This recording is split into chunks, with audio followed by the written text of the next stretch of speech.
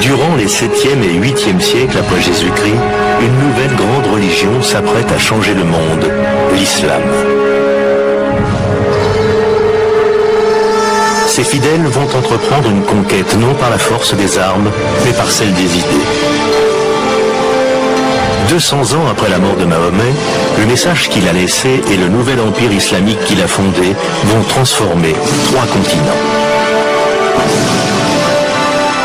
C'est l'apparition d'un nouvel empire, une nouvelle configuration politique menée par une civilisation religieuse nouvellement définie. Cette nouvelle civilisation se développe au-delà de ses propres rêves et en très peu de temps. C'est le plus grand empire que l'humanité ait jamais connu.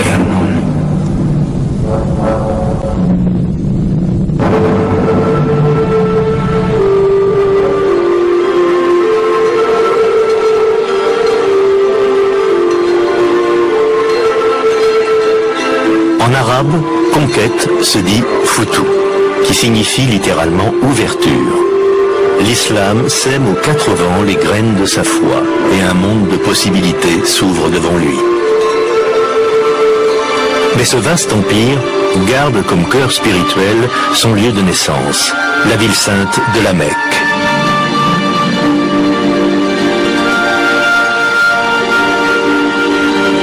Venus des 4 coins du monde musulman, des fidèles se rendent à la Mecque. Le pèlerinage sacré qu'ils entreprennent s'appelle le Hajj. Le pèlerinage est devenu un geste pieux essentiel, un rituel majeur de la vie islamique. Depuis l'époque de Mahomet, le pèlerinage symbolise plus que n'importe quel autre rituel musulman l'unité, l'égalité entre tous les hommes.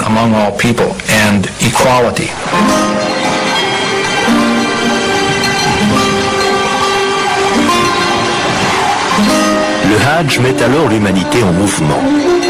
Pour la première fois depuis le règne d'Alexandre le Grand, les caravanes et les différentes cultures peuvent circuler en toute liberté. Les frontières fermées depuis 1000 ans s'ouvrent enfin. Les marchandises et les idées allaient et venaient en parcourant des distances incroyables. Puisqu'il est enjoint à chaque musulman de se rendre à la Mecque une fois dans sa vie, les caravanes transportaient des pèlerins, des marchandises, des idées, des gens. Et tous ces gens se retrouvaient une fois par an à la Mecque. Puis de retour chez eux, ils transmettaient ce qu'ils y avaient appris. Donc, quand un inventeur de Samarcande avait fait une découverte, on pouvait en entendre parler à Cordoue dans l'année qui suivait.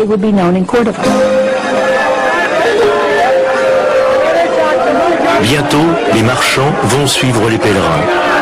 Mahomet était lui-même un homme de commerce, et désormais la diffusion de son message s'accompagne de la propagation du commerce et du mode de vie islamique.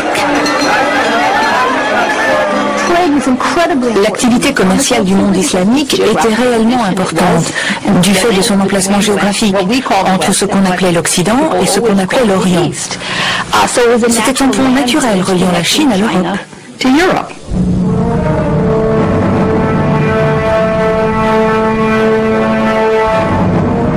En seulement 2 siècles, l'islam se répand de l'Espagne au fin fond de l'Inde. Il faut près d'1 an pour voyager d'un bout à l'autre de l'Empire arabe.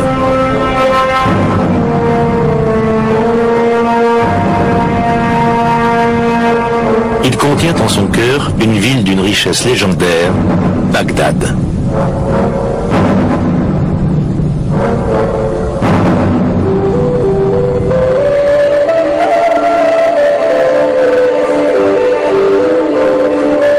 Les palais de l'ancienne Bagdad ont disparu au fil des siècles. Mais du temps de sa splendeur, la ville rivalise avec l'Athènes et la Rome antique. C'est une merveille architecturale, la fierté de l'islam.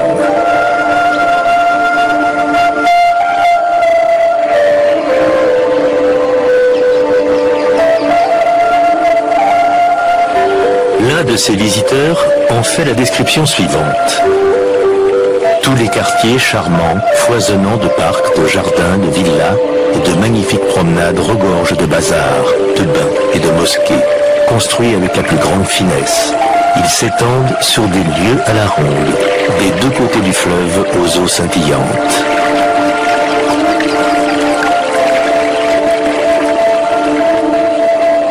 Mais au-delà du plaisir des yeux, ce sont surtout les visiteurs qui fréquentent la ville et les savants qui transforment Bagdad en joyau de la planète. À partir du 8e siècle, Bagdad a été le centre intellectuel du monde islamique. Les innovations majeures venaient toutes de Bagdad, ou arrivaient à Bagdad très vite, parce que l'élite s'y rassemblait, l'élite intellectuelle, l'élite des philosophes, l'élite des artistes.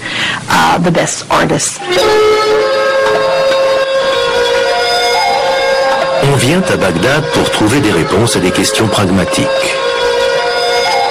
L'expansion fulgurante de l'Empire submerge d'interrogations ses nouveaux dirigeants. Ils se retrouvent face à des problèmes techniques et logistiques colossaux. Pour les résoudre, ils doivent mobiliser les plus grands esprits de l'époque. Sous le nouvel empire, on se charge de l'hygiène publique, des marchés et des denrées vendues sur les marchés. Et tout cela exige des connaissances élémentaires. Le besoin de science de cette nouvelle civilisation trouve son origine dans la nécessité de faire fonctionner l'empire. Les plus grands cerveaux répondent à l'appel. Les meilleurs sont accueillis dans un haut lieu du savoir, la très réputée maison de la sagesse de Bagdad. C'était un pôle d'attraction pour les érudits et les intellectuels. Ils venaient travailler dans les académies, dans les bibliothèques publiques, qui étaient associées à la maison de la sagesse. Les savants venaient des quatre coins de l'Empire. Ils venaient d'Iran, de Byzance. Il y avait des chrétiens, des musulmans, des juifs. Et tous ces courants différents de la connaissance humaine se rassemblaient dans la ville de Bagdad.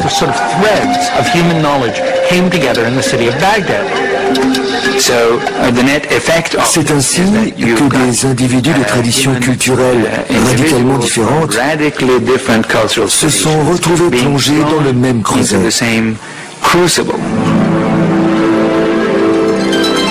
Le défi qui attend ces intellectuels est immense. L'œuvre des anciens doit être rassemblée et approfondie.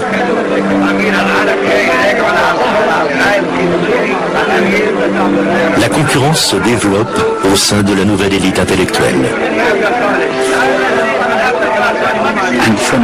Tous les scientifiques se faisaient concurrence pour le même poste, presque de la même manière que les bureaucrates ou les académiciens d'aujourd'hui rivalisent les uns contre les autres.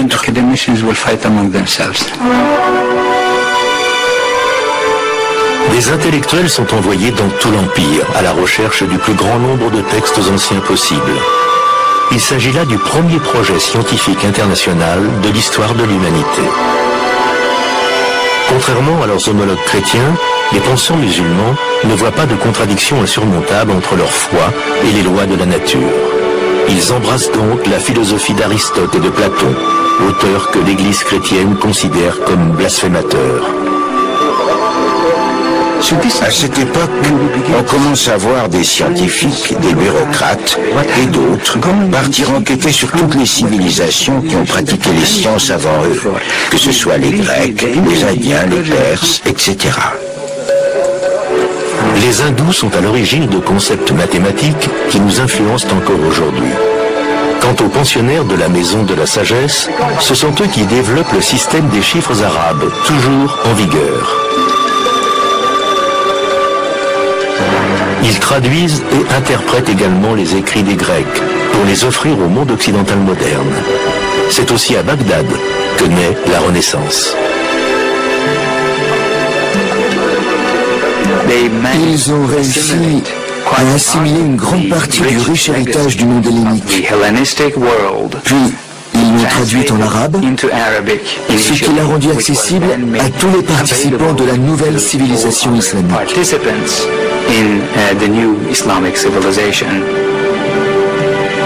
L'arabe apparaît comme la langue de l'apprentissage dans toute la région. C'est un progrès considérable dans l'histoire intellectuelle de l'humanité. Une fois les connaissances amassées, les musulmans les mettent en question. Ce sera peut-être leur plus grande contribution à la science. car c'est ainsi que naît le raisonnement scientifique.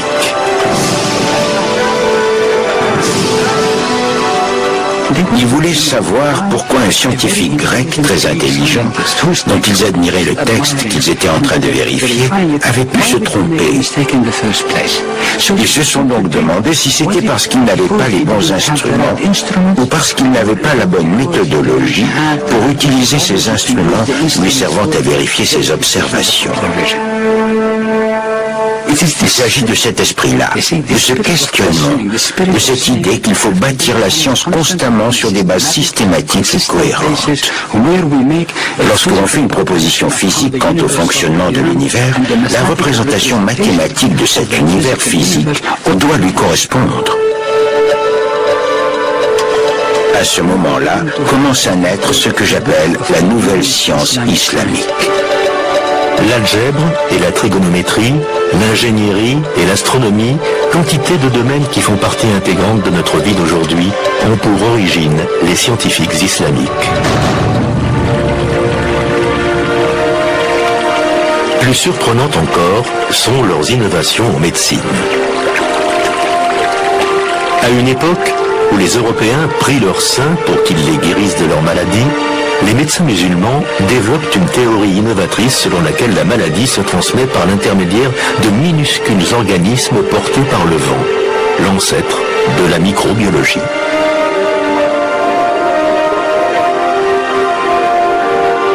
En établissant que les malades doivent être mis en quarantaine puis traités, ils posent les fondements d'une institution essentielle dans la médecine moderne, l'hôpital.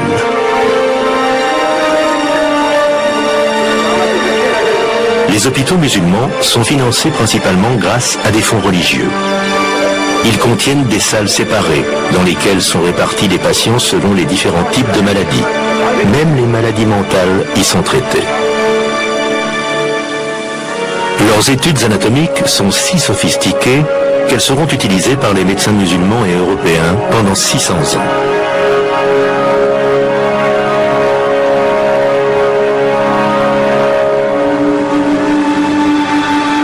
Les scientifiques musulmans sont particulièrement intrigués par la lumière, les lentilles et la physiologie de l'œil humain. Le père de l'optique est un musulman connu sous le nom d'Al-Hasan. Son travail sur les lentilles mènera plus tard à l'invention de l'appareil photo. Il est l'auteur du premier traité se risquant à expliquer la vision humaine.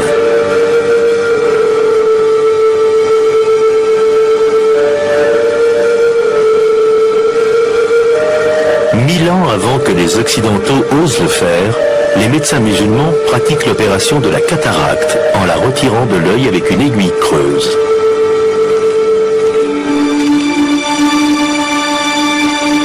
Mais pour que toutes ces connaissances transforment et éclairent l'Empire, elles doivent être recopiées et partagées entre une centaine de villes du monde islamique.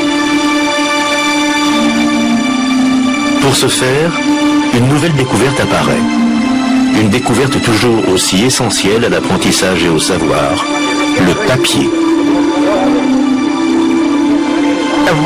Autour des années 700-750, à l'époque où les armées musulmanes sont arrivées en Asie centrale, elles y ont découvert le papier.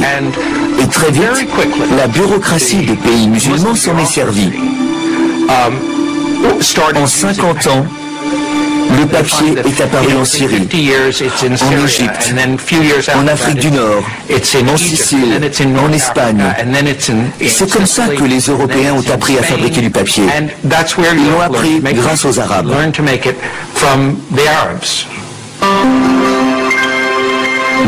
On voit l'apparition de noms de famille signifiant fabricant de papier, par exemple. Autrement dit, non seulement le papier était disponible, mais c'était devenu un domaine d'activité très répandu, ce qui a dû rendre les livres beaucoup plus accessibles.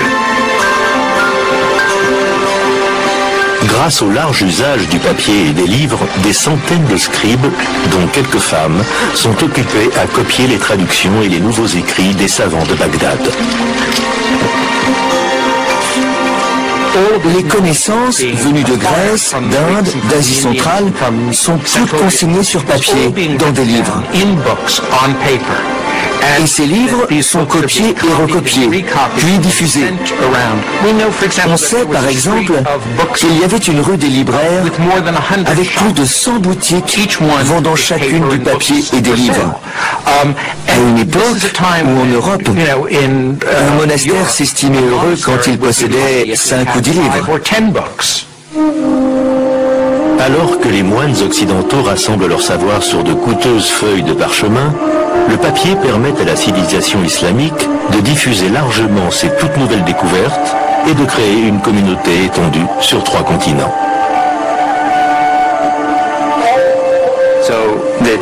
La plus grande particularité de la civilisation islamique, en dehors du fait qu'elle a rendu possible de nouvelles innovations, l'évolution des traditions d'apprentissage et bien d'autres choses encore, c'est qu'elle a permis aux êtres humains de considérer le monde comme une seule et même entité, l'humanité.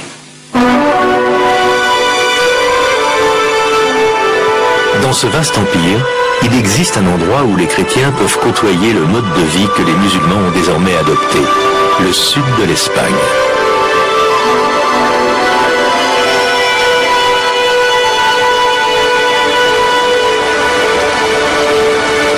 Sur le continent européen même, la culture islamique commence à influencer la civilisation occidentale.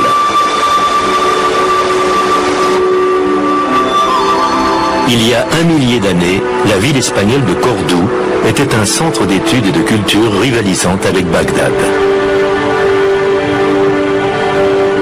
Aujourd'hui, son passé médiéval résonne dans ses ruelles étroites. Durant le Haut Moyen-Âge, Cordoue était la métropole la plus sophistiquée et la plus prospère du continent. Ses rues étaient éclairées et pavées. On y trouvait des bibliothèques, des hôpitaux et des palais. C'était la ville des Lumières, une ville musulmane.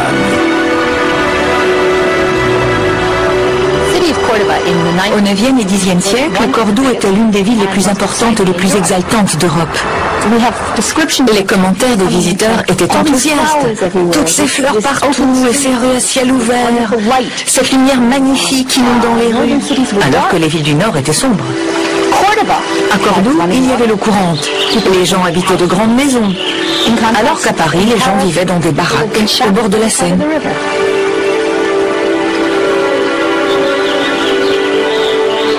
Voici ce qui fait alors la fierté de Cordoue. Cet édifice devenu aujourd'hui la grande cathédrale catholique de la ville. Mais la cathédrale de Cordoue a d'abord été une mosquée, l'une des plus grandes de l'Empire islamique. La grande mosquée de Cordoue était tout simplement la plus grande mosquée de la plus grande ville du sud de l'Europe. Quand on monte dans le clocher, le minaret d'autrefois, on surplombe l'ensemble des toits. Et c'est assez surprenant de voir cette cathédrale avec ses arcs-boutants qui surgit au beau milieu de l'immense mosquée.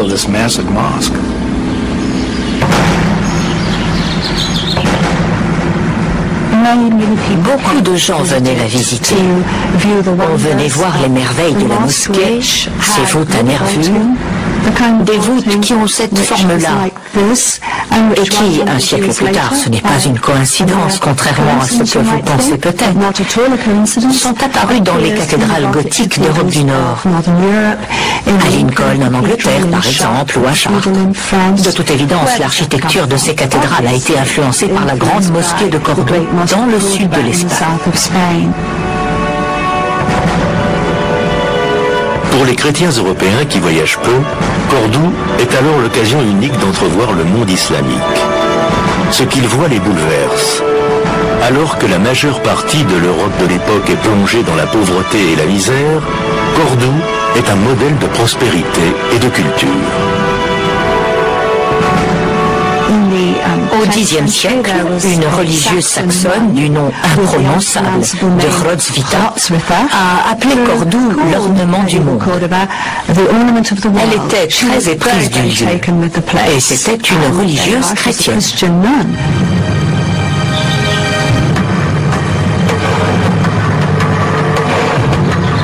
Les Les Européens qui quittent les pierres froides de leur château du Nord pour se rendre dans les magnifiques villes musulmanes du sud de l'Espagne ne peuvent qu'être impressionnés. Au sommet des collines verdoyantes, surplombant Grenade, se trouve un palais d'une élégance saisissante, un brillant exemple de la richesse et de la sophistication apportée par l'islam à l'Europe médiévale. Ce palais s'appelle l'Alhambra. Pour la plupart des Occidentaux, l'Alhambra est peut-être l'exemple d'architecture islamique le plus célèbre. C'est le meilleur exemple existant de palais musulman du Moyen-Âge.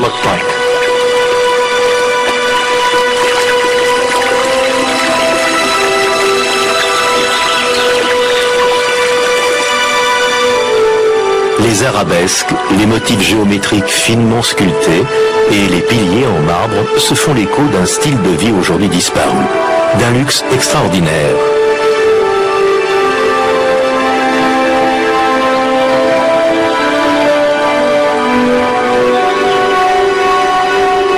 L'Alhambra révèle la splendeur de la culture et de la civilisation islamique.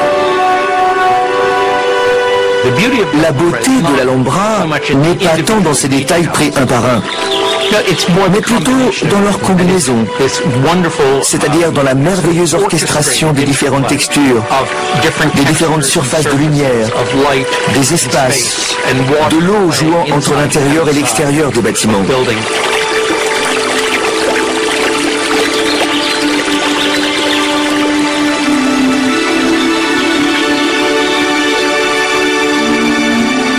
On dirait une symphonie composée de différents éléments qui ont été soigneusement assemblés pour le plaisir exquis du spectateur.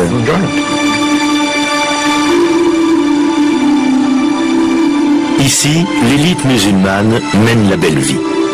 Allongés sur de luxueux tapis dans une atmosphère parfumée et musicale, quelques privilégiés débattent de la nature de Dieu, des subtilités de la philosophie grecque ou des toutes dernières découvertes des mathématiciens indiens, tout en dégustant des mets épicés, servis dans de la porcelaine de Chine.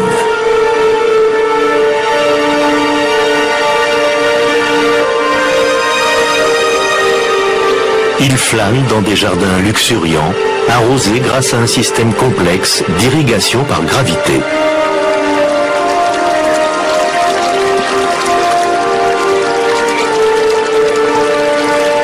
Depuis leur vie de nomades du désert, les disciples de Mahomet ont parcouru un long chemin. Ils ont pris beaucoup d'avance sur le continent européen, qu'ils partagent désormais.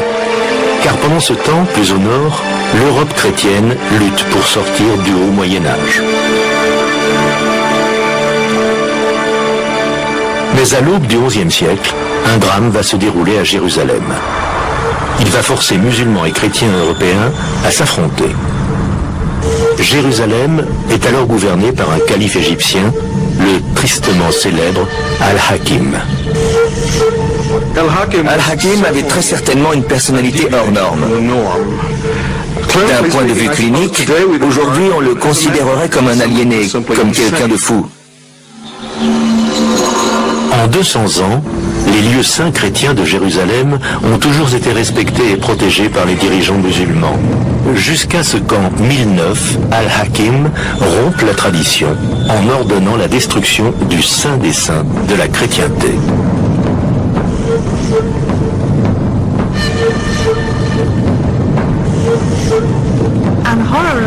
Et, comble de l'horreur, il a fait brûler l'église du Saint-Sépulcre à Jérusalem. Personne ne sait vraiment pourquoi. Et on a beau avoir toutes sortes de théories, le fait est que cela a fait trembler de terreur et d'angoisse l'ensemble de la communauté chrétienne.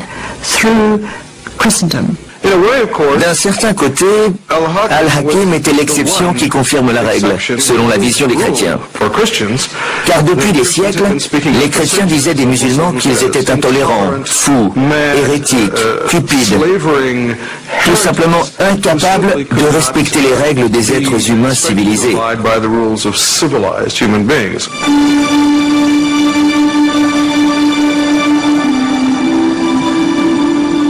Le fait que le successeur d'Al-Hakim ait fait reconstruire l'église du Saint-Sépulcre en 1048 avec l'aide des Byzantins n'a pas suffi à briser la glace. L'idée que tout ne se passait pas bien en Terre Sainte était entrée dans les esprits.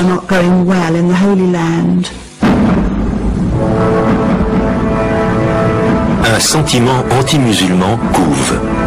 Et en 1095, il éclot. Le pape Urbain II passe une bonne partie de cette année-là sur les routes de France, conjurant les seigneurs féodaux à s'unir dans une campagne sanglante. Je vous exhorte à vous hâter d'exterminer cette race vile qui occupe les terres de vos frères d'Orient, demande le pape. Jérusalem, cette cité royale au centre de la terre, vous implore de venir à son aide. C'est le Christ qui le commande.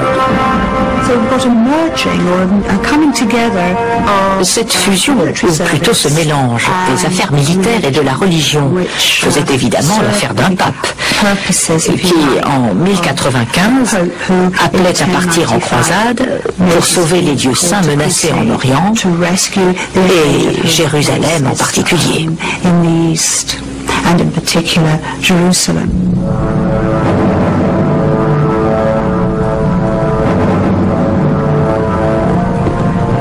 En 1097, en Syrie, des bergers musulmans sont témoins pour la première fois d'une scène de terreur qui bientôt se rejouera partout en Terre Sainte. Les croisés attaquent au moment où, par pure coïncidence, l'Empire arabe est des plus vulnérables, divisé en petites dynasties et en royaumes en conflit les uns contre les autres.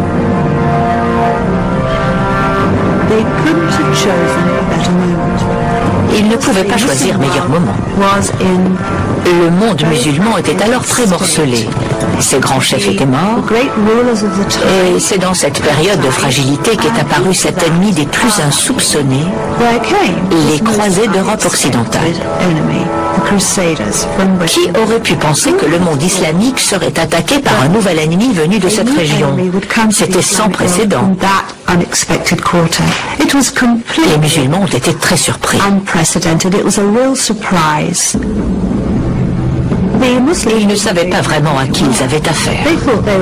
Ils pensaient que ce n'était qu'une nouvelle bande de Byzantins venus leur chercher des noises et se battre aux frontières. Ils ne soupçonnaient pas qu'il s'agissait d'Européens poussés par un élan extraordinaire de ferveur religieuse et de fanatisme, et dont l'objectif était Jérusalem.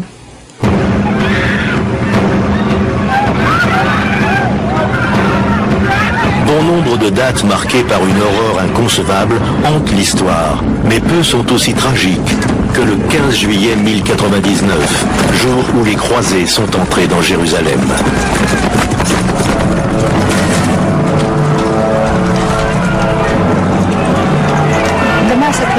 Il y a certainement eu un terrible massacre.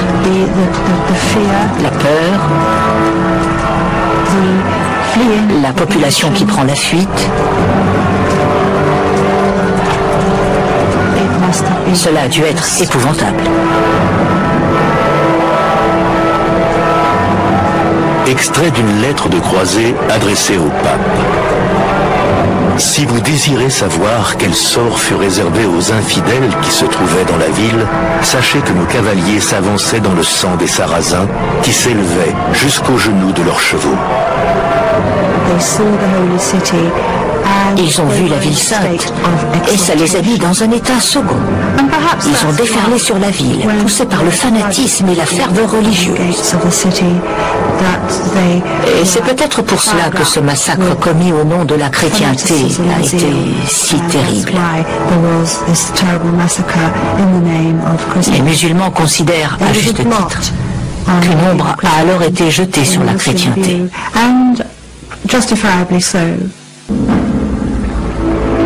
Les chrétiens eux-mêmes ne sont pas épargnés. Dans l'église du Saint-Sépulcre, des dizaines de fidèles de sectes d'Orient sont massacrés. Pour les croisés, ils ne sont rien de plus que des étrangers.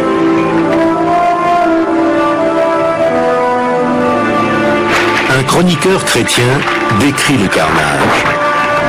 les Sarrasins épargnés furent réquisitionnés pour porter des cadavres hors des enceintes et les rassembler en immenses tas. Personne n'avait jamais été témoin d'un tel massacre de païens. Les bûchers qu'ils constituèrent ressemblaient à des pyramides.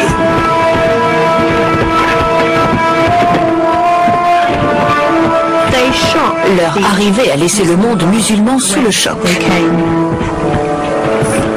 Il existe dans la littérature de l'époque quantité de poèmes extrêmement émouvants.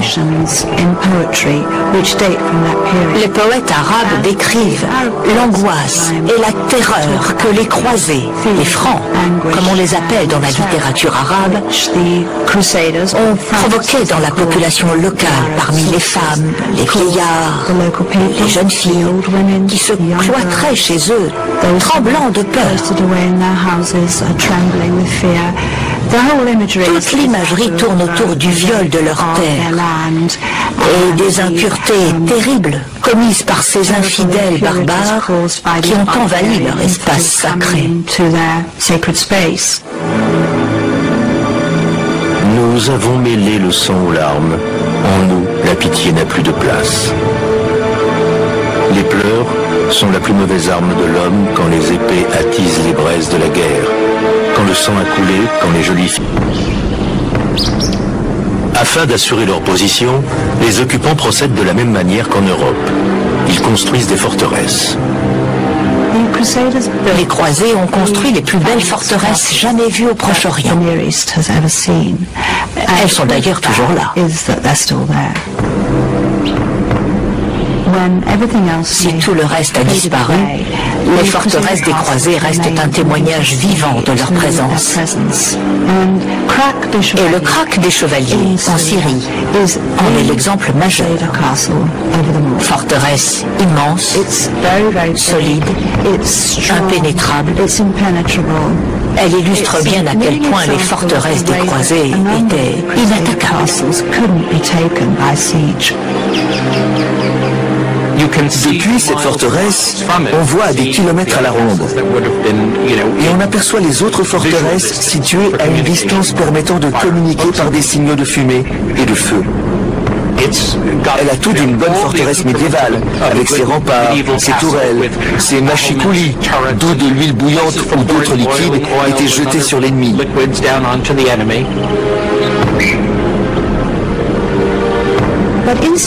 Mais comment se déroulait la vie à l'intérieur de cette forteresse? Ce n'était certes pas une vie d'amusement et de festivité. La peur était omniprésente. Il fallait rester vigilant au cas où l'ennemi aurait tenté de faire sauter la forteresse ou de passer par-dessus les remparts en grimpant par des échelles. Il y avait beaucoup d'hostilité parmi les gens vivant à l'extérieur, parmi la population locale et les paysans de la région. Il fallait donc surveiller le moindre de leurs mouvements. C'était un lieu terrifiant. Les croisés signent des traités de paix qu'ils finissent par violer.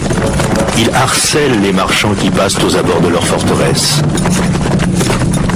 Et en attaquant les caravanes, ils découvrent un style de vie luxueux, inconnu en Europe. Matériellement, les croisés ont été complètement subjugués par ce qu'ils ont trouvé au Moyen-Orient. Et ils en ont ramené une bonne partie dans leur bagage. De la ferronnerie damasquinée, des textiles, des soieries. Le rêve. Ils ont ramené ces objets en Europe sous forme de souvenirs. D'ailleurs, il s'est développé au Moyen-Orient toute une activité fournissant aux croisés des souvenirs à ramener chez eux.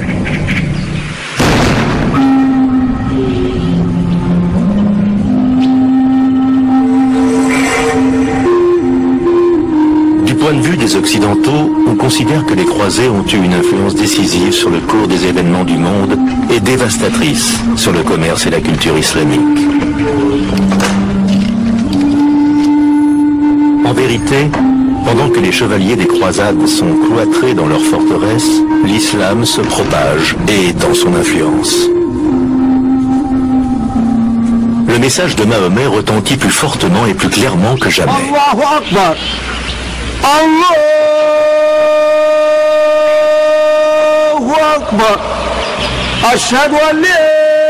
Désormais, les mosquées sont omniprésentes.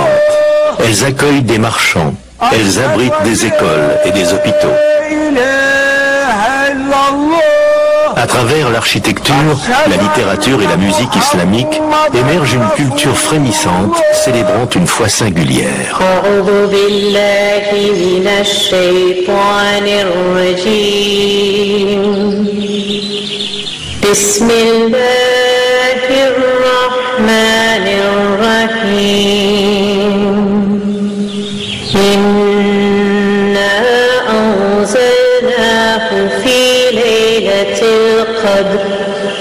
وما أدراك ما ليلة القدر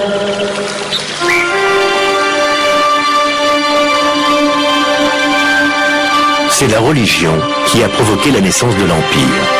Puis la culture lui a apporté la lumière. Et enfin, c'est le commerce qui lui donnera son unité. Pour les musulmans d'alors, le commerce, au même titre que la science, est synonyme d'innovation. Les affaires sont facilitées par un concept révolutionnaire appelé sac, un chèque pouvant être établi en Espagne et encaissé en Inde. Un chèque signifie qu'il y a quelqu'un pour l'honorer d'un côté et quelqu'un pour l'encaisser de l'autre. Faire un chèque suppose que vous détenez l'argent à un endroit et que quelqu'un à un autre endroit va dire « j'ai accès à cet argent ». Ceci implique donc qu'il y ait une sorte de banque centrale ou d'organisme de prêt central pour y déposer l'argent. Ainsi, les voyages sont facilités. Le commerce aussi est facilité puisque l'argent n'a pas besoin d'être transporté de Samarcande à Cordoue, puis de Cordoue à Samarcande l'année suivante. Tout repose donc sur la confiance et la bonne foi. Et c'est comme ça que les musulmans sont devenus les meilleurs commerçants du Moyen-Âge.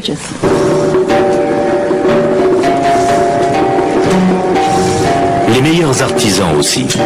Les Perses ont transmis aux forgerons musulmans l'art de plier le fer pour lui donner force et souplesse. Les épées fabriquées à Tolède ou à Damas n'ont pas d'équivalent dans le monde.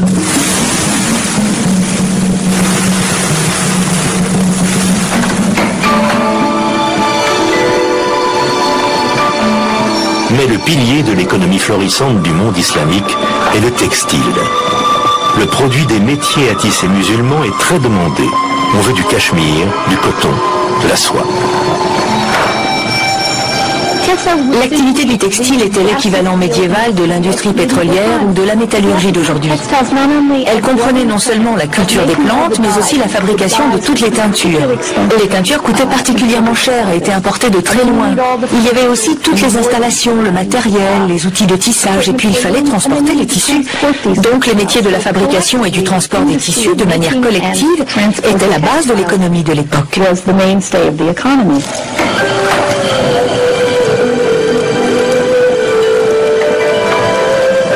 Alors que les Européens se contentent de vêtements en tissu grossier, de laine et de lin, les Arabes portent des brocarts, de l'organdi, des étoffes damassées, des taffetas, des mots français qui trouvent leurs origines dans les langues arabes et perses.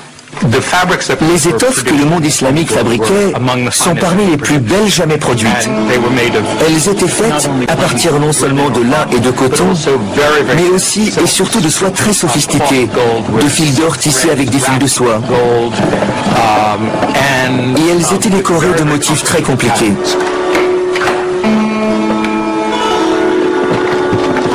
Ces motifs complexes sont convoités par les riches européens et le clergé. Et lorsque les chrétiens ont besoin d'un tissu digne d'envelopper la dépouille d'un de leurs saints, le choix s'impose, ils s'adressent aux Arabes.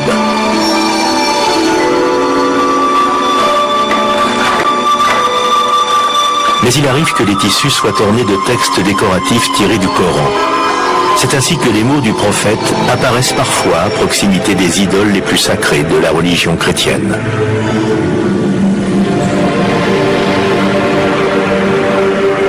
Il est courant de trouver, dans les peintures de la Renaissance italienne par exemple, une vierge vêtue d'une robe à motifs très sophistiqués, ou de soie précieuse brodée d'or, ou tissée de motifs, ou d'inscriptions en arabe du genre « Il n'y a pas de Dieu sauf Allah, et Mahomet est son prophète ».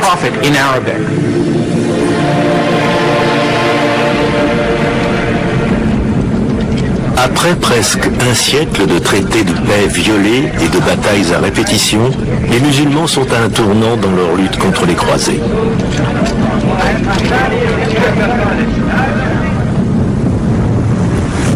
Il est personnifié par l'une des figures les plus célébrées de l'islam, Salah ad-Din. Mais c'est sous le nom de Saladin que les Occidentaux s'en souviendront et finiront par l'admirer. Et il faut bien reconnaître que Saladin a réussi là où avaient échoué bien d'autres personnes de sa confession et issues de la même région du monde que lui. En plus de son intelligence et de sa robustesse physique, il avait la qualité rare de savoir motiver les troupes qui le suivaient. C'était certainement un très grand chef.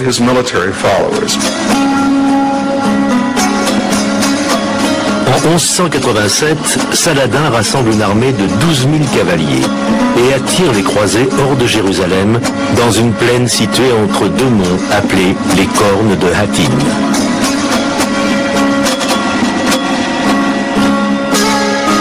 Le soir du 3 juillet, après une longue marche harassante, les croisés établissent leur campement sur un flanc de coteaux aride.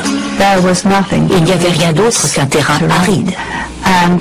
N'oubliez pas qu'on était en juillet, au Moyen-Orient, sous une chaleur étouffante et sans eau.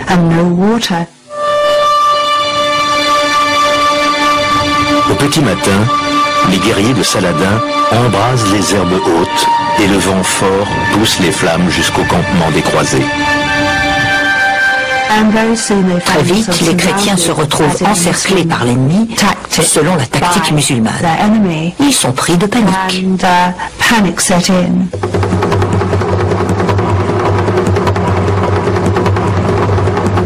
Les flammes fondirent sur eux et la chaleur devint intense, écrit le secrétaire de Saladin. Les chrétiens trinitaires furent consumés par le feu des flammes, le feu de la soif et le feu des flèches. L'armée des croisés est totalement décimée. Et la victoire de Hattin est un véritable tournant pour Saladin, car elle signifie qu'il pourra, plus tard dans l'année, entreprendre la prise de Jérusalem.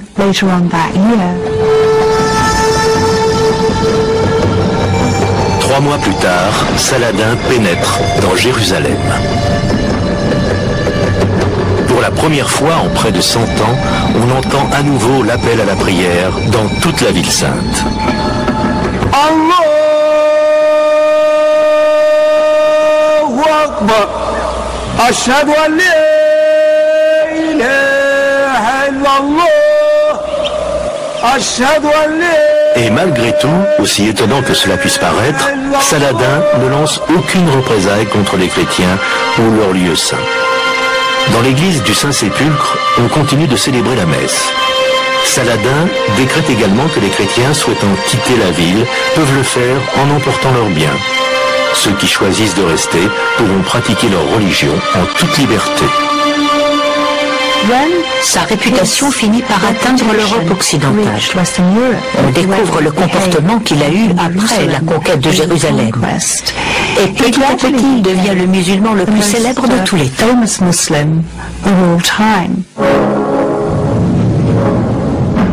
La victoire de Saladin n'arrête pas les Occidentaux.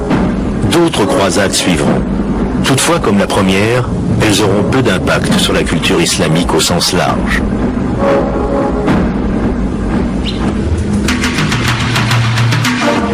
Les croisés finiront par être chassés de leur forteresse et par retourner en Europe. Ils laisseront pour seul héritage durable quelques châteaux abandonnés. Mais ils ont été transformés par leur contact avec la culture islamique, qui aura à leur retour de croisade un impact profond sur la vie européenne. Ils ont été émerveillés par la culture qu'ils ont découverte là-bas.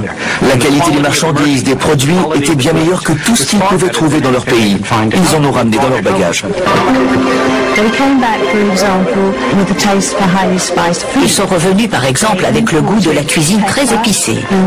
Ils ont importé du poivre, de la cannelle et d'autres épices d'Orient parce que leur papille avait été stimulée par des goûts différents. On sait aussi qu'ils avaient découvert au Moyen-Orient le plaisir de l'usage du savon. Une habitude qui a fini par gagner les Européens. Après les croisades, un grand nombre d'Européens étaient bien plus ouverts à tout ce qui se passait en Orient et dans le reste du monde. Ils ne pouvaient tout simplement plus se comporter en insulaires comme ils l'avaient fait jusque-là. Beaucoup de gens se disaient « Qu'est-ce qu'il y a là-bas? Allons explorer cette région, partons voir tel ou tel endroit. » Et les intellectuels pensaient « Voyons ce que les gens écrivent, apprenons les langues étrangères. » C'est à cette époque qu'on a commencé à apprendre l'arabe en Occident. Quand la barrière de la langue commence à tomber, les idées nées dans les grandes villes musulmanes s'introduisent en Europe. Des idées qui changeront à tout jamais la pensée occidentale. Le grand théologien italien saint Thomas d'Aquin se sert des écrits du philosophe musulman Averroès pour justifier la séparation entre la foi et la raison. Un idéal musulman à la base de tout questionnement scientifique et à l'origine de la Renaissance en Europe. Averroès en personne apparaît d'ailleurs dans la grande fresque classique de Raphaël, l'école d'Athènes. Aux côtés de Platon et d'Aristote, il est le rappel vivant de ce que le monde entier doit à l'islam.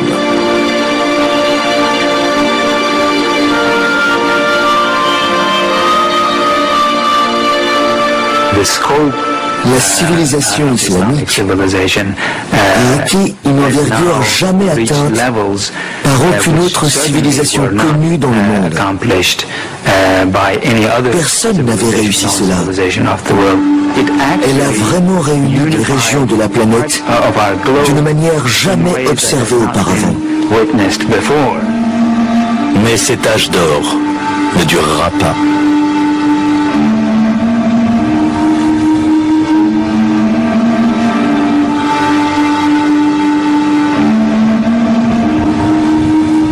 Après avoir surmonté les croisades et transmis leurs précieuses connaissances aux Européens, les grandes cités de l'Empire islamique sont réduites en poussière par une force plus terrible que toutes les armées européennes réunies.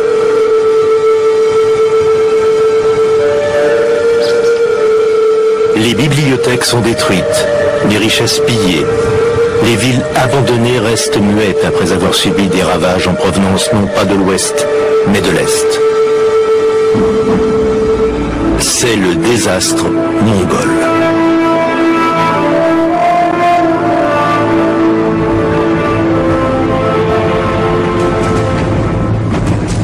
Les Mongols en question sont des nomades turco-mongols venus des steppes d'Asie centrale. Au XIIIe siècle, ils ont saccagé une bonne partie de l'Eurasie, entre l'Ukraine et la Chine. Il leur faudra peu de temps avant d'atteindre la Perse musulmane.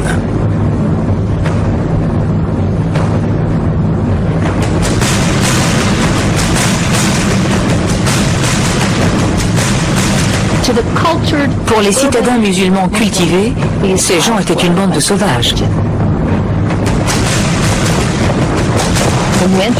Quand on entrait dans l'armée mongole, on y entrait avec 3 chevaux et on vivait de ces 3 chevaux.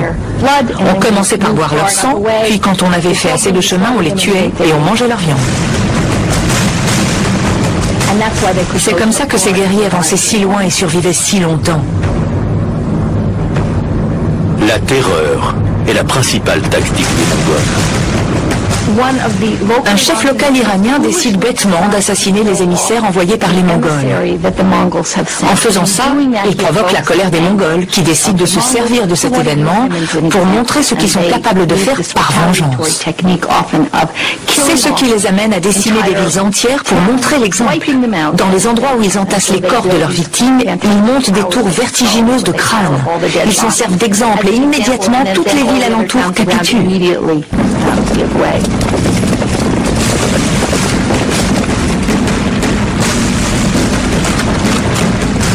Les villes tombent les unes après les autres. Les Mongols vont bientôt rejoindre le cœur de la puissance islamique.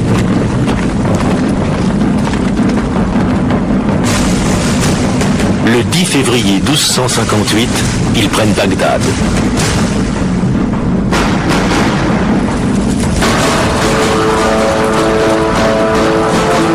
Selon les chroniqueurs arabes de l'époque, les Mongols mettent Bagdad à feu et à sang et tuent 10 000 habitants. Les mosquées et les bibliothèques, le savoir amassé depuis des siècles, tout part en flammes.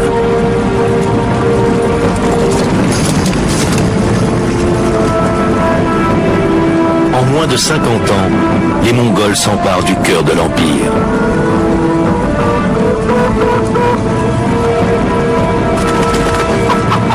La civilisation islamique semble alors condamnée, sur le point de disparaître. Mais un extraordinaire retournement de situation a lieu.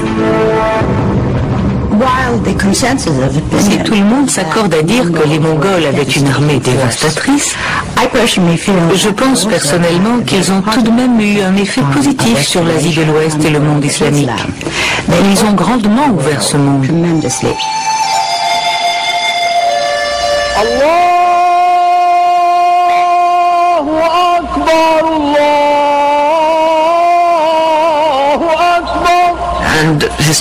D'un point de vue historique, pour nous, la chose la plus importante concernant les Mongols est qu'ils sont devenus musulmans. La plupart a fini par se convertir à l'islam. Et après avoir été ces guerriers extrêmement dévastateurs, ils sont entrés parmi les plus grands défenseurs des arts et des lettres de toute l'histoire islamique.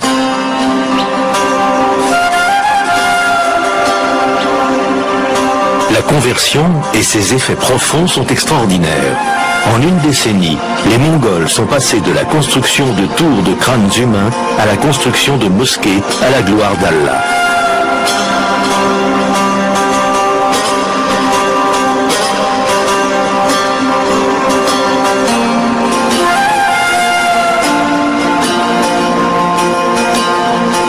Ce n'est pas surprenant pour moi que la terre ait conquis ses conquérants. Les Mongols sont devenus des musulmans ou des chefs islamiques par excellence. Les Mongols transforment l'islam. Désormais, les Arabes qui ont créé la puissance islamique ne sont pas les seuls à pouvoir la diriger. Les Mongols ont ouvert la voie au canon d'un autre grand empire. L'Empire ottoman.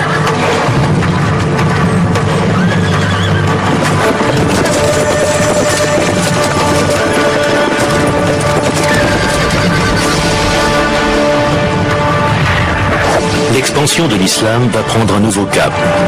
Elle va avancer en direction à la fois de l'ouest et de l'est, au rythme des tambours turcs.